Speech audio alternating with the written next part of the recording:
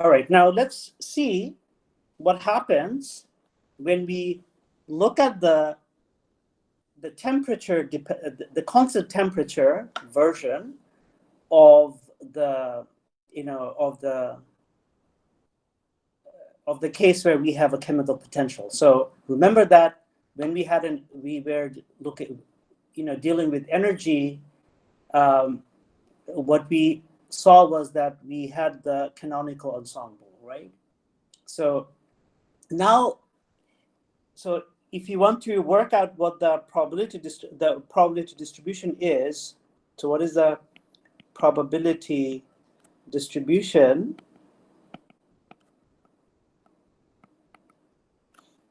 at some temperature T,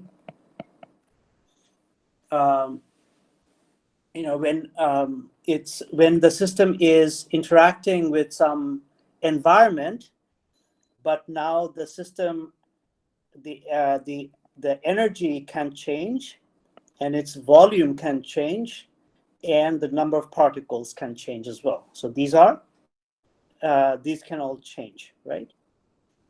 So in that case, the probability distribution is given by the same expression, a generalization of the expression of the Boltzmann factor, and there is a partition function associated with that.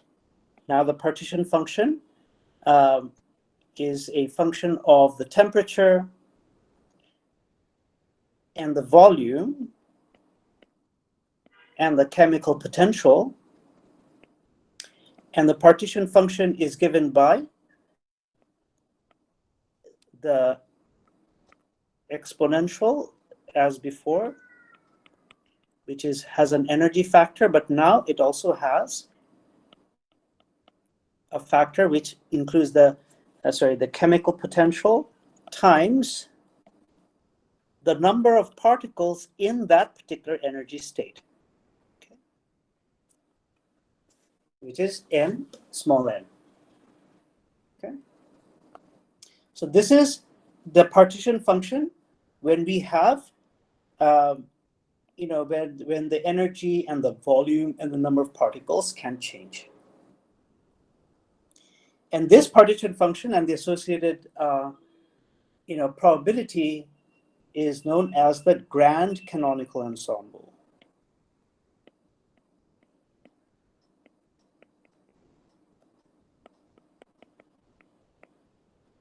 So you just keep on adding stuff in front, and you have different probability distribution. Okay, so this is called the grand canonical ensemble. So is it clear when this is valid? It's when all of these things can vary, right?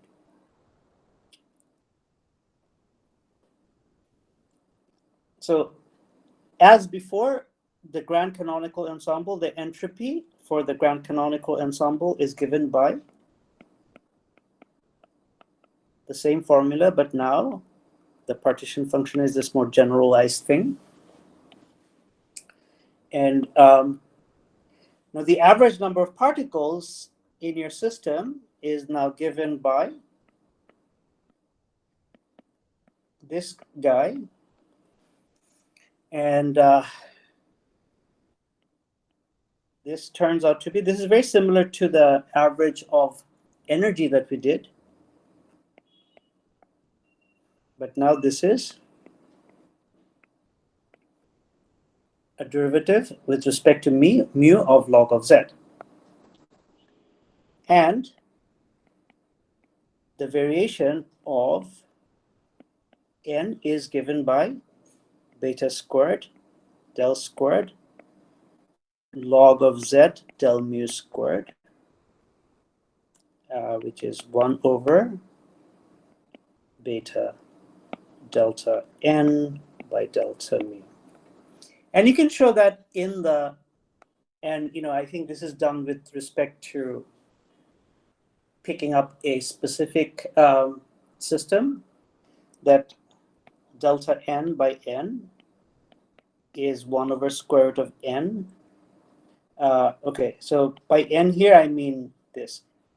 Okay, and this goes to 0 in the limit of n goes to infinity. Okay. In other words, the grand canonical ensemble reduces to the microcanonical ensemble. All of these different, ensembles, reduce to each other in the n goes to infinite limit. So there is just as the free energy was the right thing to look at for the canonical ensemble, for the grand canonical ensemble, it turns out the most useful thing to look at is the grand canonical potential, and which is F minus mu n. So this is called the grand canonical potential. Now see that, remember F was a function of, what was it? Function of temperature and what else?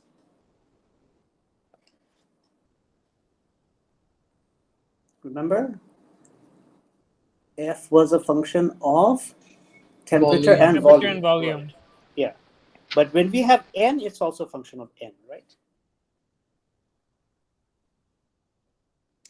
And on the other hand, if I look at the energy is a function of entropy, volume, and n. Now, let me just see that, look at the dependence of energy. It depends on 3 extensive quantities. All of these are extensive quantities. Whereas F, the free energy, depends on 2 extensive quantities, whereas this is an intensive quantity, right? Now, if I look at the grand canonical potential, if I take the, take the differential of it, then, d of f, we have d of f minus, say, n d mu minus mu of dn. And if I look at d of f, which is minus s of dt minus p of dv, but now because there's an independence, there will, we also saw that before, it's going to be mu dn, and then we have minus n d mu minus mu dn, right? So we have cancellation here. And thus we see that, so del of phi, d phi is minus s of dt minus p dv minus n d mu. In other words, phi is a function of t, v, and mu. Right? So we see that phi is now a function of 2 intensive variable quantity, mu and t. Okay, I haven't really shown this, so let me just show this. So for example, so it's probably a good idea to review very quickly what are extensive and intensive variables, right? Because I think we saw that long ago, but some of you may have forgotten. So if I take the entropy, so entropy is a function of energy, volume, and n. Now suppose I double the volume, and then I double the energy, and I double the number of particles. Because entropy is additive, right? Because entropy is additive, it must scale in this way, right?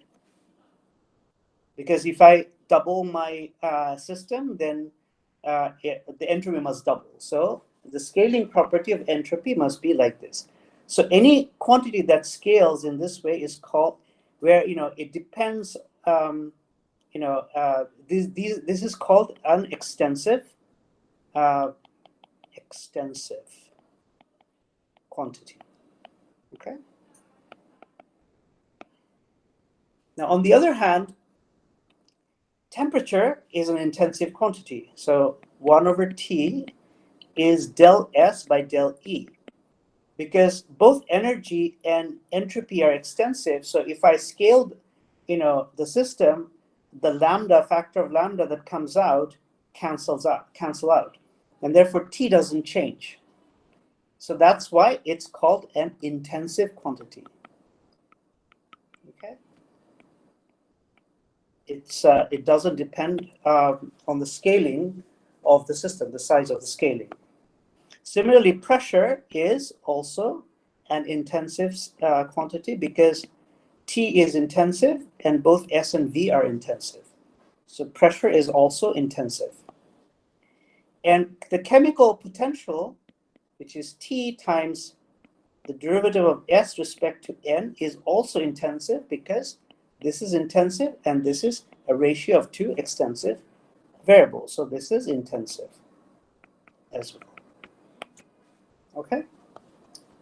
Now, the free energy is extensive because the free energy has dependence, which is, say, TV of N. That means that if I change, because of its, remember the definition of free energy was like this. So from this definition, it's obvious that if I change this, then the free energy changes like that, right? If I scale the system, the free energy scales. So, the idea is that, the free energy depends on two extensive quantities, V and N. So this scaling property tells us that the free energy, has some functional dependence on V and N in the following way. If it depends on V to the nth power, then it must depend on N to N minus 1 power, right? Because only then, if I scale both V and N by a factor of lambda, do I get one factor of lambda in front. Okay, is that clear? I'm still kind of confused about this. So, okay, so suppose so V to the power N, N to the power N minus 1, I replace V by lambda V. And I replace N by lambda N. Oh, so we need the coefficient to be just lambda. Exactly. So the coefficient becomes just lambda, right? Oh, okay, I see. Yeah. Okay. Yeah, that makes sense. So there is a lot of ambiguity in this. It can be many different kind of functions depending on the value of N, right? But on the other hand, if I look at the grand canonical potential, it depends on T, which is intensive. It depends on V, which is extensive. It depends on mu, which is intensive. So there's only one extensive quantity. And therefore, the fact that if I scale V by mu, I have lambda phi of T V of mu. This tells me that phi T V of mu has to depend on some function which depends on the intensive quantity T and mu times V, the volume. So the grand canonical ensemble is very useful. The grand canonical potential is very useful because we know it depends linearly on the extensive quantity V, on the volume. Now, if I take del phi by del V, and you can show that this is just nothing but minus the pressure. So this function f is actually just the pressure, or minus the pressure.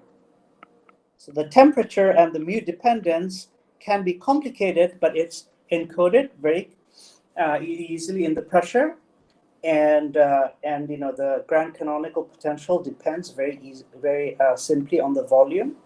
So from a knowledge of the grand canonical potential, it's very easy to calculate the pressure of a system.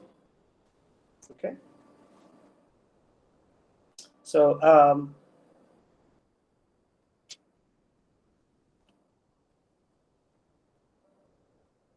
so if I go back to the expression for phi, let's see. Oh, I think I didn't do the variation of phi. Okay, yeah. So if I do the variation of phi, so if I do the variation of phi, then I will have, you know, we'll get, you know, oh, I did S of dt minus of P of dV minus of N of d mu, which is what shows that P is going to be del phi by del V with T and mu constant, okay?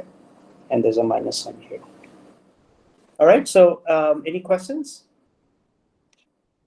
Why are we interested in the lambda coming out in one piece? Like, what's the rationale behind that? Yeah, it's just that, you know, we're just asking about, you know, how things scale, right? And by asking how things scale, we found out that if I knew what the grand canonical potential is, then I know that it's linearly dependent on the volume. And the volume is something we can measure very quickly, easily.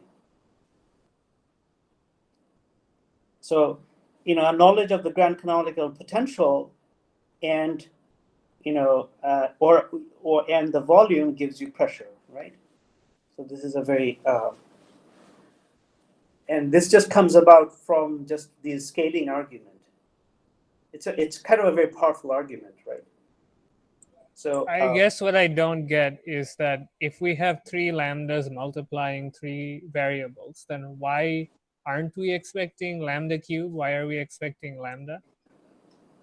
oh yeah, sure. So why are we expecting lambda cube? Because okay, one way of looking at it, that is basically how you define an extensive variable. Another way of looking at it is that suppose you have some gas and it has some, say, internal and it's at some given temperature and pressure, right? And so if you take double that amount of gas, you know, you're multiplying the volume by factor of 2, then you are also multiplying the number of particles by a factor of 2, and you're also increasing the internal energy by a factor of 2, right? And we know that that leads to the entropy being increased by a factor of 2, right? So this is something we know. Is this something like linearity? You know, it has to do with the additivity of entropy, right? Okay. Entropy is, so remember that entropy is given by kb, roughly speaking, log of omega, right? So if I have, you know, if I have two systems and this has configuration omega and another system, you know, if I double the system, then this also has configuration omega, then the new configuration omega prime is just omega squared, right? Yeah. And then entropy just goes from S to 2 of S. So entropy is additive because the number of possible configuration when you double the system in size is, you know, it increases by a power of 2, right? So that's all I'm saying is that, you know. So if it were multiplicative, then it would be 8s. Is that what you're saying? If entropy was multiplicative, no, it would be, you know, like, no, it would be squared. S would go to S squared, which is not the case. Omega does go to omega squared, right? When you double the system, when you increase the size, when you double the size of the system, we see that omega, the number of configuration, you know, it doesn't double.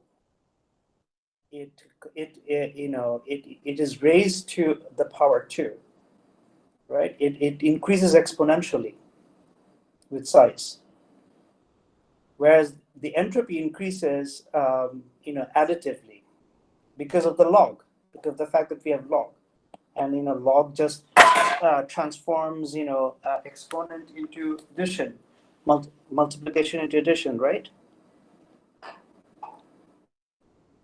So this statement is that the extensitivity of this is quantity. It's a very basic statement. It's a very physically it's just saying that, oh, if I double the size of my room, where the temperature is the same in both rooms and the pressure is the same in both rooms, then of course the number of particles must double, and the volume doubles and the energy doubles, but entropy, which is a function of all these things, it also doubles, right? So that is the scaling law that I'm using.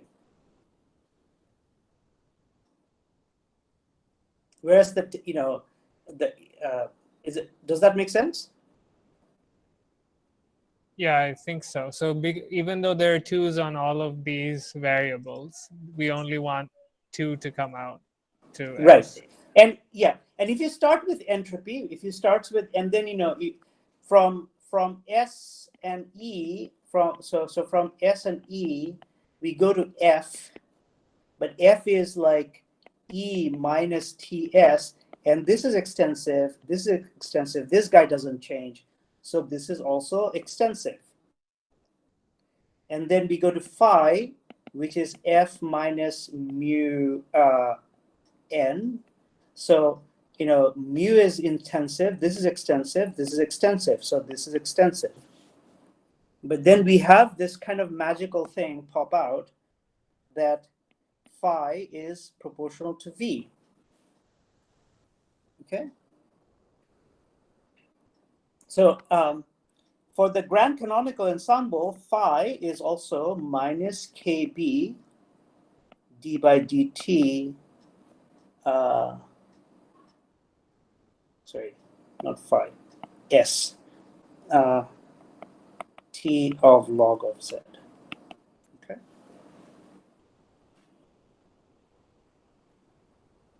And for the grand canonical, Z is minus phi over KBT. I think that's correct, yeah. Any more questions? So is it the case that the grand canonical potential kind of takes the role of F in the grand canonical ensemble? Yeah, exactly.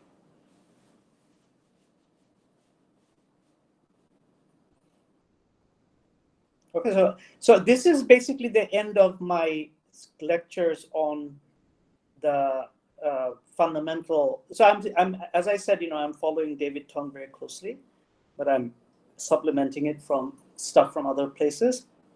So this is where David ends his the fundamental concepts and of statistical mechanics. So from the next lecture, we are going to talk about examples. We're going to talk about applications of these ideas to both classical mechanics, to classical systems, as well as quantum systems. And for quantum systems, what I will do, as well as classical systems, if there are concepts which are necessary, I will first do a little bit of an introductory lecture on that, okay?